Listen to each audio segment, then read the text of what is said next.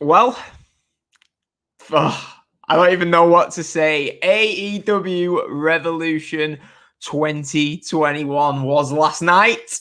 I am a bit tired. Do you know what I mean? Bit tired. Took the day off work today. Do you know what I mean? Unpaid, may I add. Paid for the pay-per-view last night. Thought, do you know what? I'll wake up, yeah. I'll give a nice little review of this pay-per-view. I'm sure there'll be some great matches. There were some good matches, but nobody's even talking. Nobody's talking about the matches, about the stories.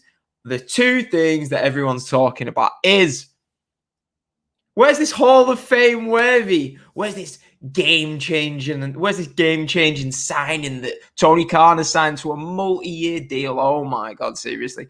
So, do you know what? That's probably not even the main story. It's probably the main event. So last night, basically, the pay-per-view itself, I mean, it was okay. It was decent. It wasn't, do you know what I mean? It wasn't like this great, amazing card. It wasn't this $50 or whatever it was in the States. We only paid £20 in the UK, so that's not too bad. That's probably about $35. But it was, all you need to do is go on Twitter. This was a very disappointing pay-per-view in the eyes of many. I mean, nobody's going to remember the really good Young Bucks MJF Jericho match. Nobody's actually going to remember what was a really good exploding barbed wire death match, because all they're going to remember is that ending.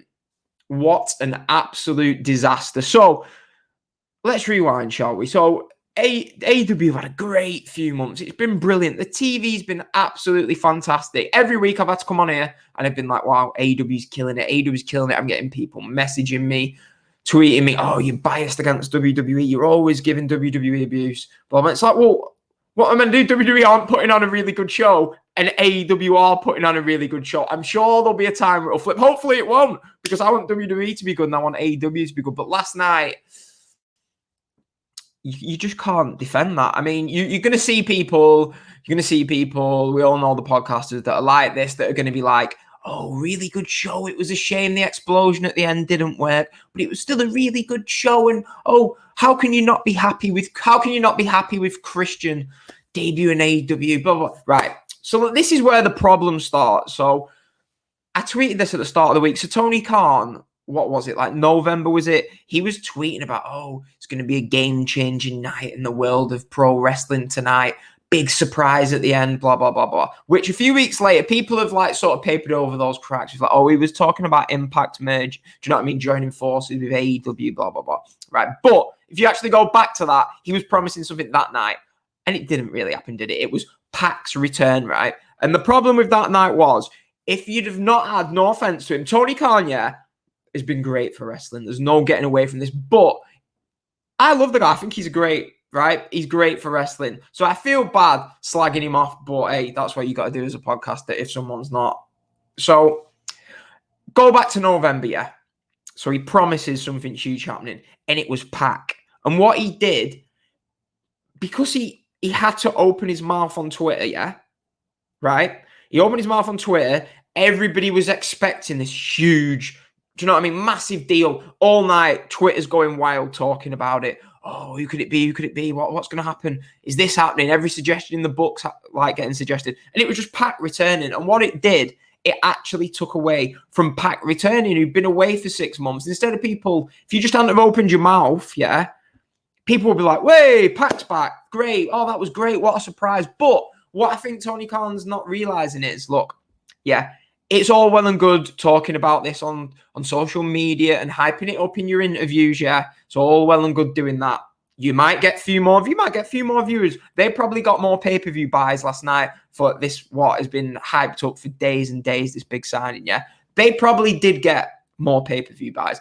Maybe they sold a few more tickets, yeah. Maybe they got a few more mentions on Twitter. But not looking at the bigger picture is, next time Tony Khan comes along 6, 9, 12 months, promises something big's going to happen, nobody's going to believe it. Nobody's going to buy it. He's lost the faith, the good faith of people that he's now going to be known as someone who doesn't deliver on his promises.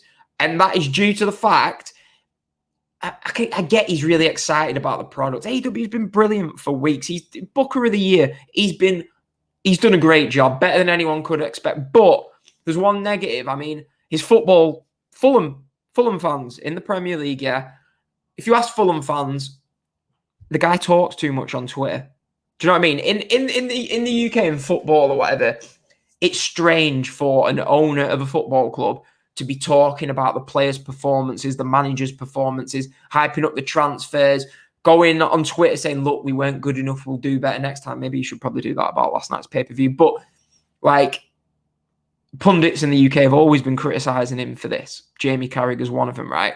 And he seems to have took that into wrestling. It is good to have transparency, but all he did, if I was Christian, yeah, I'd be annoyed. I'd be annoyed if I was Christian because, say, like, there'd been nothing. We didn't have Big Show coming out on Wednesday. Big Show came out on Wednesday, yeah, to tell us about the surprise, yeah? The only reason you're going to tell somebody about a surprise is because you want people to tune in. So they wanted these extra pay-per-view buys, yeah?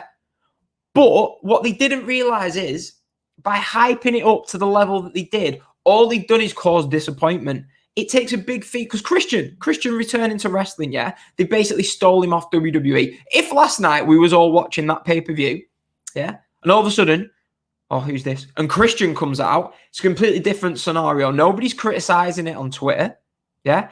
Everybody, you're waking up this morning going online like, oh my God, Christian signed with AEW, debuted on the pay-per-view last night. But instead, it's greeted with, really? Is that it? Christian is he is Hall of Fame worthy or whatever. But we've heard, what have we heard? Hall of Fame worthy. He's going to change the landscape. He's one of Tony Khan's all-time favorite wrestlers. And the problem that you've got is, right, when people know that people be like, oh, I'm reading all these like do-gooders on Twitter who are like, oh, people need to curb their expectations, blah, blah, blah, blah, blah. Do you know what I mean? They got carried away. People got carried away because they were persuaded to get carried away. People got carried away because we had Big Show coming out on Dynamite telling us something huge was going to happen. People got carried away because Tony Khan is all over social media promoting this. He's all over the interviews saying, oh, this is going to be big. This is going to be huge. I've signed look at me. I've signed this great talent to a big multi-year deal. And everyone, you can't do stuff like that when you've got the likes of, hate bringing him up, but you've got CM Punk, who's a free agent, yeah? You've got Brock Lesnar, who's a free agent, yeah? They're both out there. So you've got even Kurt Angle, yeah, who isn't quite on their level at the moment, but he's bigger than Christian is, yeah? So when you've got those guys out there, don't promise a huge signing. Just let it be a surprise because all it's going to lead to is disappointment. Christian is a good signing. Do you know what I mean?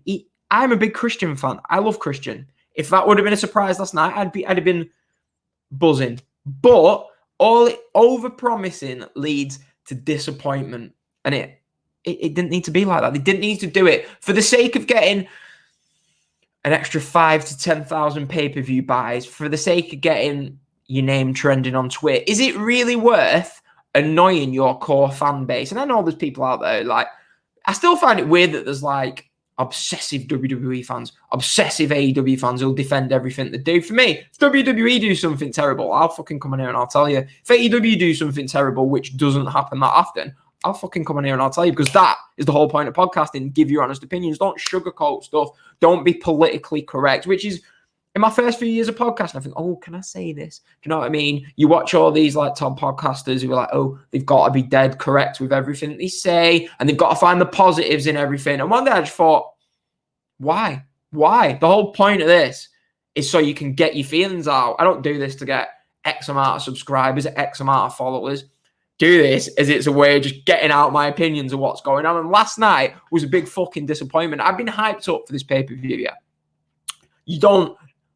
I've lost a couple of £100 today through not going into work. Do you know what I mean? I don't get paid for holidays. I've just not gone into work because I stayed up last night to watch the show. That's how hyped up I was for it. Regardless of these big announcements, I didn't need to be told that there was a huge signing coming in. What it did, it took away from the matches last night, I felt. All the work that they've done over these last few months, the great build that they've done, no matter what, you could have put on 4-star, 5-star, 4-star match after 4-star match, yeah? If those big wrestling fans love surprises, yeah? They love huge stories, yeah? Forget everyone's obsessed at the moment with, oh, it was a 4.5-star match. Wrestling fans, when it comes down to it, want surprises. They want big news and big talking points, yeah, coming out of something. No matter what, over everything, that's what they want. So it just overshadowed everything. No, okay, on Twitter today, is anybody talking about that really, really good Young Bucks versus MJF and Chris Jericho match? No. Is anybody talking about Sting's first match, even if it was cinematic? Is anybody talking about that? No. Is anybody talking about Kenny Omega and Jon Moxley putting the bodies on the line and delivering a pretty good, even though it's not my type of match, a pretty good, really good, exploding barbed wire death match? No. The only things people are talking about is the letdown of an announcement and those fucking awful explosions at the end, right? Which, look, mistakes happen, yeah? But if this was WWE, everyone would be fuming. They'd be fuming. And to be fair, they are getting the fair amount of criticism on Twitter. But what I would like to happen is, I mean, I'm guessing people have touched on this. I've basically went to bed last night. I've woke up this morning. I've plugged the microphone in, yeah? So I've not had time to read the reaction, really. I've seen what Tony Khan said. He's come up with this whole... So if you missed it, if you're living under rock last night, after the match, the explosions were fine in the match. People have said for weeks, this is reliant on the explosions delivering, yeah? Nobody's going to remember the explosions at the start of the match. They're going to remember all week. They didn't need to do this either. They didn't need to be like, after 30 minutes, the ring's going to explode. If they'd have just had the match and finished it, yeah, and gone off air, fine. Everyone's happy. It was a good match. It delivered. But they had to have this big explosion at the end. And it was embarrassing. It was seriously, it was awkward. It was awkward. I was watching it and I was just like, oh no. Like, if you're Jon Moxley and you're Kenny Omega, you fucking ripped your arms to pieces. You're probably in fucking big pain. All that, I don't know if the pyro guys messed up. Yeah.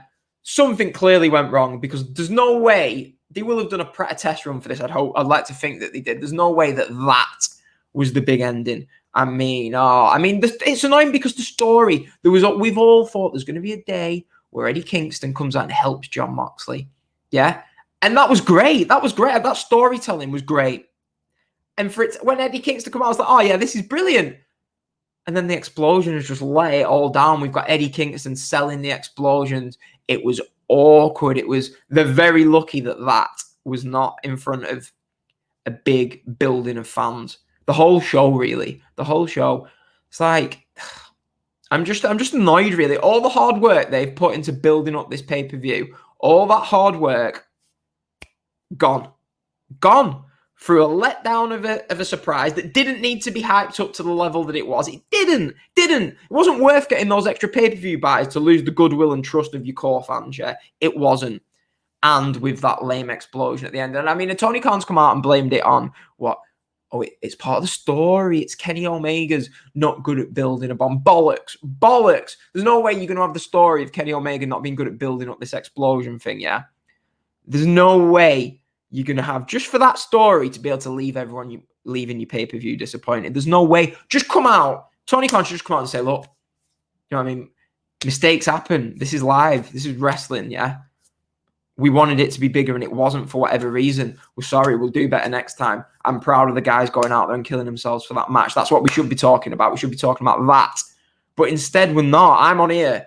Do you know what I mean? Usually after AEW shows, as a podcaster, yeah, it's a lot easier talking about WWE because there's a lot of shit in there. Do you know what I mean? It's easier coming on here going, fucking hell, The Miz is champion. That's easy. That's easy plugging this microphone in and ranting about that for 15 minutes, yeah.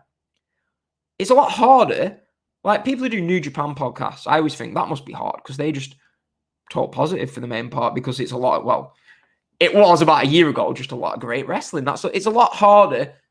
It's a lot easier to talk about and complain about something than it is to just sit here praising it, going, oh, that was good. That was good. Remember once talking to one of my mates who wanted to do an NXT podcast 2 years ago, and he's brilliant at rants. He's a lot better than me. And I said to him, I was like, nobody wants to listen to you sit here going, oh, that was a really good match. They want to listen to you rant. Do you know what I mean? That's what they want to listen to you to do. So, fuck reviewing NXT, review Raw or something. But, don't know. I don't know. I just didn't really want to come in here today and be talking about this. But that's what it is. I mean, I've got all my notes to go through match by match. Seems pointless. Nobody in about 6 months' time, even today, nobody's remembering the good stuff that was on that show. Nobody is. They're just sat here like I am, talking about everything that went wrong, and it didn't need to be like that. I mean, I don't know. CM Punk just needs to come back for one night, yeah, and then go. Just come back for one night, and then it's out of everyone's systems, and then. Because at the moment, you just can't tell people that someone's returning and that you've made a big signing, because that's all that people, including myself, really want to see. But I don't know. I just can't believe you'd made this huge signing, this huge game-changing, Hall of Fame-worthy, multi-year signing, one of your favourite wrestlers, while Brock Lesnar, CM Punk, Kurt Angle are out there, if you knew it was going to be Christian. No disrespect to Christian. He looked great in that Royal Rumble match, but you didn't need to hype it. You did not need to hype it like this, because all it's done, it'd be like me, yeah? It'd be like me going around going, oh, I'm the best shagger in England. I'm the best shagger in England, yeah? All that's going to do whenever I sleep with a girl is cause disappointment. Do you know what I mean? Don't overhype something you can't deliver on. At all. Because I definitely can't deliver on it. But it's just madness. Madness. There was no need to do it. I think Tony Khan might learn. I'm hoping that he will. I thought after that whole Pac deal in November, he got absolutely slaughtered on social media for overpromising on that. And I thought that'll be his lesson. He'll learn from this.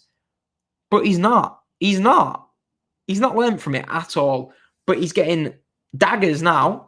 It's getting abused now. Hopefully he'll learn from it. Hopefully this pay-per-view is a big learning point. One, don't overpromise on something you're not going to deliver on. And two, if something goes wrong, you don't need to make excuses. If something goes wrong, just come out, hold your hands up and say, yeah, we're disappointed with that ending. That was not what we wanted it to be. Don't double down on it and try and turn it into a story. You don't need to do that. So yeah, that's basically... I'm still disappointed and shocked with that show last night. But it took away from the stuff that was actually good on it. I mean, it just... I don't even know. It just takes... So last night, obviously, there was the whole talk all week, and who were the two big surprises, who's it's going to be, and it was Ethan Page and Christian Cage. Christian is what, 47? He's 47, yeah. He jumped over to TNA 16 years ago. I'm just a bit confused with the direction, what's going on. I mean, we've got Big Show, we've got Christian. Like, if you're going to get guys from WWE, I don't know. Like, I didn't think this was the route AEW were going to take.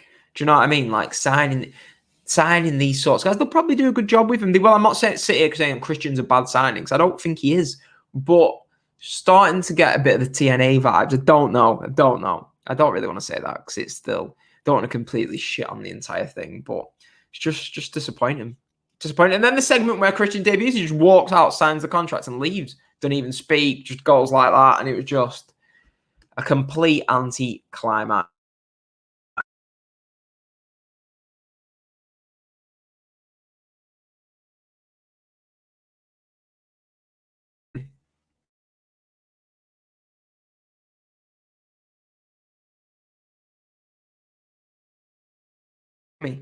The Wi-Fi is going, which is great. But I've had the live sucked out of me from last night.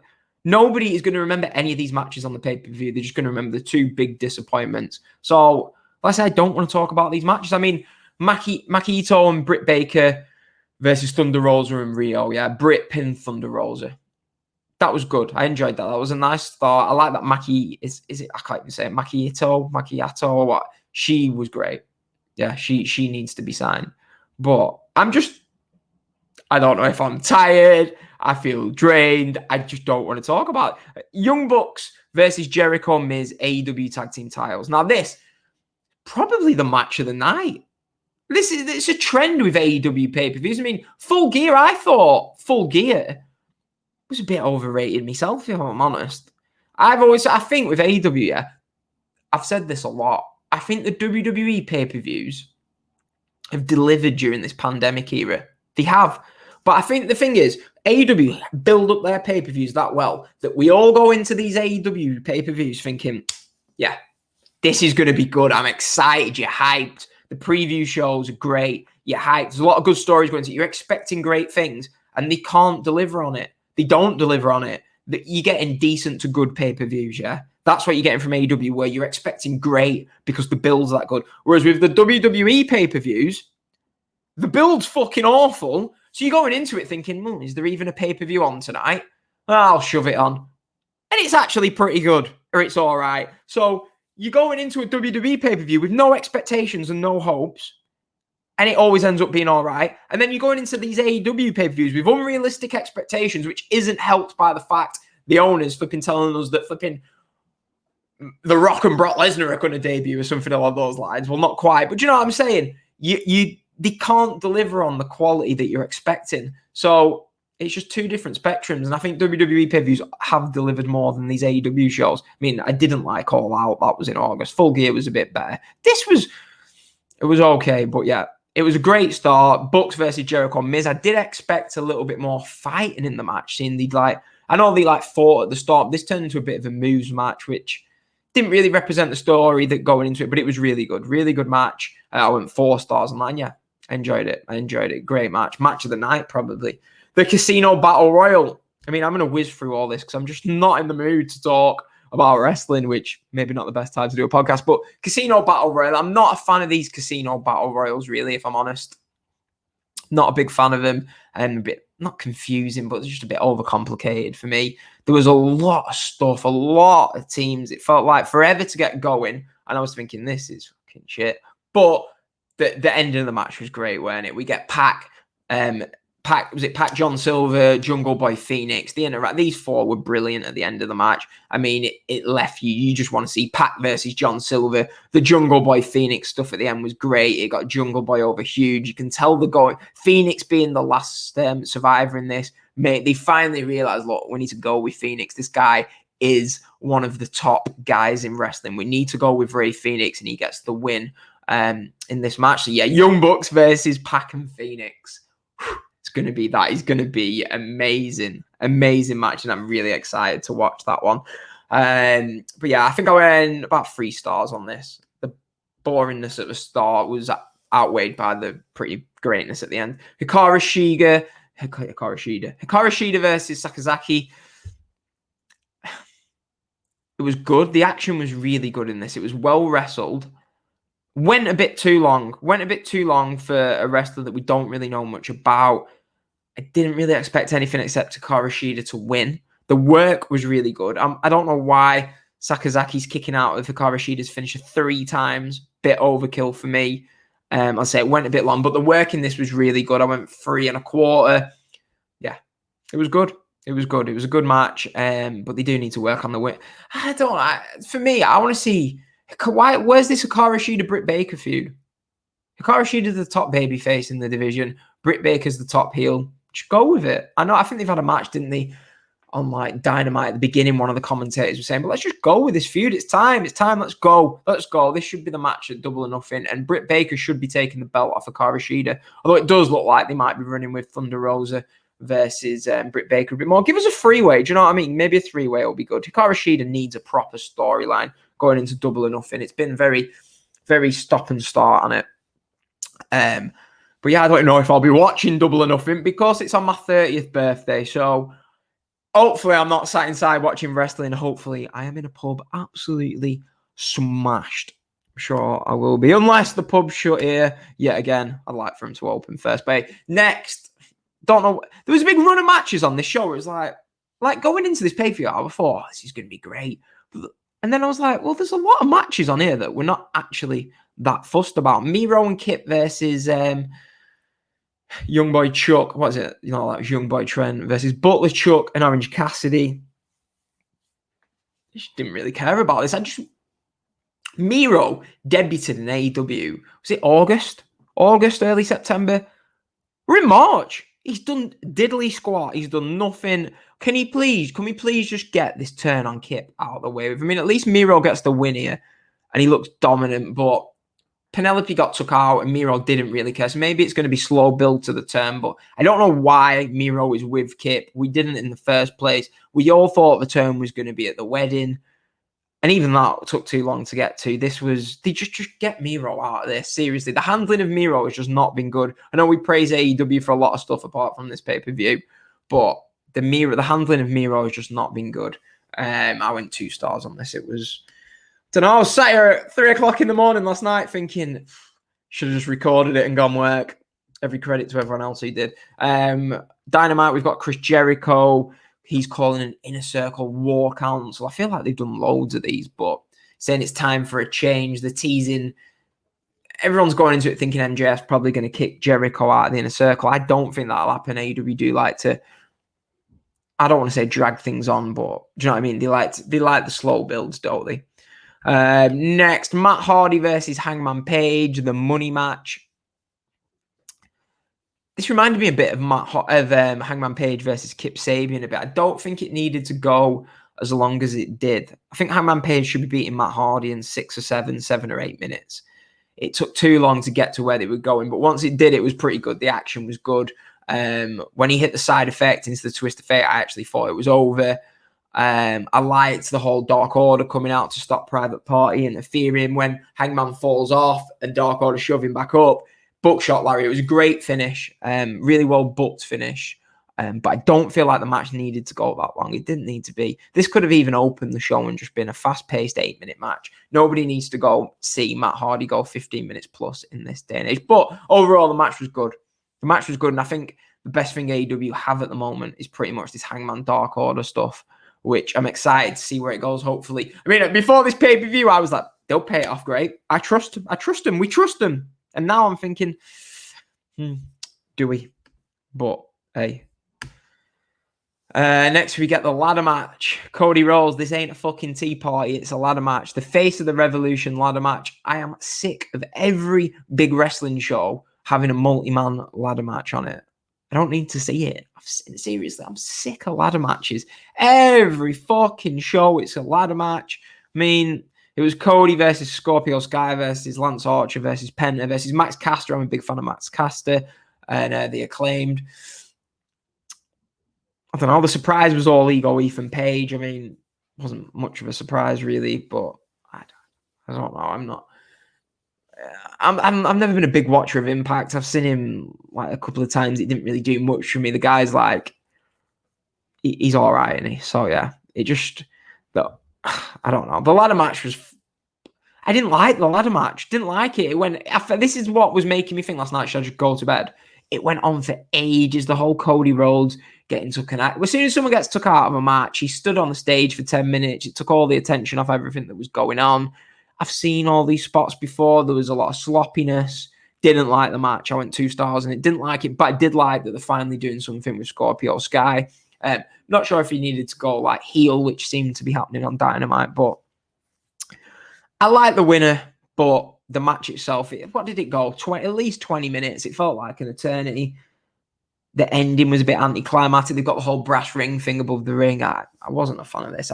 We don't need ladder matches on every show. Do you know what I mean? The best ladder matches, Benoit, Jericho, Shawn Michaels, probably forgetting a few, have been feuds, single feuds centered around ladders. The TLC matches were feuds centered around ladders. Ladder matches were never there to be, let's get a ladder match on the show. That'll be good. Do you know what I mean? It's just overused at the moment. I'm bored of the whole thing. Right, next. So, full disclosure, after Christian came out, I'm not going to rant on Christian again.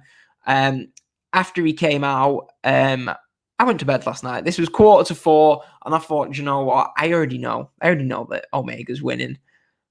I can't be bothered with this cinematic match. 4:45 in the morning. I'm going to bed. Builders will be outside my flat at 7 o'clock making a racket. So, yeah, I'm going to go to bed. So, I went to bed.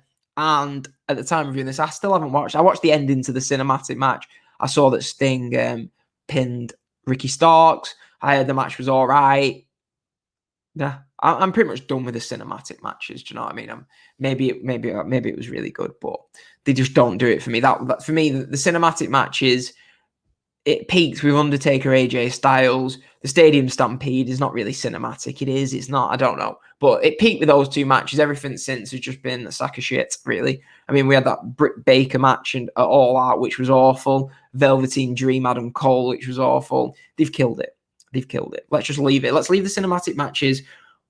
The Bray Wyatt matches or whatever. Let's just leave it. We had Undertaker, AJ. We had the Stadium Stampede. It was great. Do you know what I mean? It got us through a shit time. We're a year on from it. We don't need cinematic matches anymore. So yeah. So no, see, do you know what I mean? It's not even a big Sting's first match back in 6 years. Should be a huge talking point, but it's not. It's not. I should be leading the show with that, but we're not. Omega Moxley, we spoke about it. I thought the match was. It's not my sort of match. It's not. But and what it was, I thought they did a really good job. It was exciting. The explosions were good during the match. That's the thing. We got the one-winged angel, which nobody's kicked out of. And I love that spot where Moxley kicks the ropes, causing he exploded himself just to like break the pinfall. That was good. We get the fuckery where they come out and the Good Brothers come out, which was always going to happen. And then that brutal one-winged angel on the chair. It was all good. It was good. It was about, I don't know, 3 3/4, 4-star match, whatever. But I don't know. It just to me it didn't make sense. Why would the explosion clock carry on? Like, why would it carry on? I didn't really get that. Like, it didn't really make much sense, did it? Like, sure, the match is over. You just stop the clock. Someone can come out, turn everything off, and they're not pre-planned for that. Do you know what I mean? Like, storyline wise, surely whoever's running the show, Tony Khan, will be like, right, as soon as the match is over, the explosions carry on, or do we just leave the explosions going on? Which was weird. But they wanted the big ending. They didn't get it. They didn't get it. I mean, it was great storytelling having Eddie Kingston coming out to save Moxley. I love that part of it. The explosions would have been huge. It would have been... The explosions were huge, like we've seen some of the videos from the matches in Japan. It would have been a really good finish to this pay-per-view. It would. But instead, we got the sparkler effect where it was one of the most... It's going to be talked about, in it for years, that ending. They went out with a whimper. And all the work that's gone into Moxley Kingston, all the work that's gone into Omega Moxley, the fucking hell these two put them through this match, nobody's going to remember it. All they're going to remember is that lackluster ending. And it was a shame. It was a shame. I mean, is it their fault? Clearly someone messed up along the way. I think if they just came out, held the hands up, I'd have a lot more respect instead of like Tony coming out saying, oh, what did people expect? Blah, blah, blah, blah. The explosions in the match were better than the big explosion at the end. So, yeah, it was a shame. I mean, for me, the pay-per-view, you can only give it a thumbs down. But it's tough because if WWE put this pay-per-view on, you'd be like, oh, it was pretty good. But because we have such high expectations for AEW, which I suppose is a positive, we have high expectations because the product is really good, but it didn't deliver on it. I mean, I'm just looking, I put a poll up. It was only like half an hour ago I put the poll up. And AEW for Have This just shows 53% of you gave it a thumbs up, 47% thumbs down. Usually if I do an AEW poll like that, you're looking at least 70% positive. So yeah, that just shows people's thoughts on it. It's a night that we need to move on from quickly, forget about, try and take the positives out of. I've got all the ranting out of my system. Look, Christian is going to be good for AEW, yeah. The problem was it was just overhyped and it was never going to deliver on the scale that we wanted it to. But that's done now. I'm excited to see where Christian goes in AEW. We just need to get past this. Let's just not mention this pay-per-view again, although I'm sure that is not going to happen. This is going to be reacted about for days. At least I was able to come in here and rant about it. I mean, I was looking forward to getting into talking about the matches, but I don't know. I just feel a bit dejected about it. You know what I mean? I'm a big AEW fan. I just feel like I've been looking forward to my team playing in the cup final for a few weeks, and we've been ditched 3-0. And as a Preston fan, I know a lot about that. Bolton and West Ham. But hey, I don't know what to say. I'll be back. We'll be back next week talking about the fallout to all this. The road to WrestleMania is going on. Bobby Lashley versus Drew McIntyre, main event in Mania. I can have a good rant about that next week. But yeah, I'll be back. I'm sorry there was no show last week. It was, to be honest with you, I'm 29, single. Went out on the Saturday, got smashed. Went out on the Monday, smashed. Yeah, had a good week. It's been a good week. This weekend was good. But hey, I suppose I should. I don't know. In about 5 years, yeah, I'm sure I'll be able to do like regular shows or whatever every week. But I'm not one of these podcasters you can rely on, unfortunately. And I shouldn't really say that. One day I will. One day I'll grow up. I'll mellow. But hey, young lad, I like going out, don't I? So yeah, you might just get. There's no point in me saying it's going to be a fixed date every week because I just can't deliver on it. Clearly, I'll review every pay-per-view. If there's a big story, I'll plug the mic in and talk about it. Stick with me. We've got a good 10 years, good 15 years. If I ain't going anywhere, I'm always going to podcast and plug this mic in and rant. But yeah, find us on Twitter at WWE versus AEW. The war is over. The Wednesday night war is over. So I'm going to change that handle at some point. But yeah, subscribe to the YouTube channel. Give this video a thumbs up. You're probably not going to because you probably, I don't know. You don't like honest opinions on a show. You want me to come in here, sugarcoat it and be like, well, the show was really good when really it wasn't. It wasn't. It was disappointing. So yeah, that was AEW Revolution 2021. I'm Daniel and I will see you next time.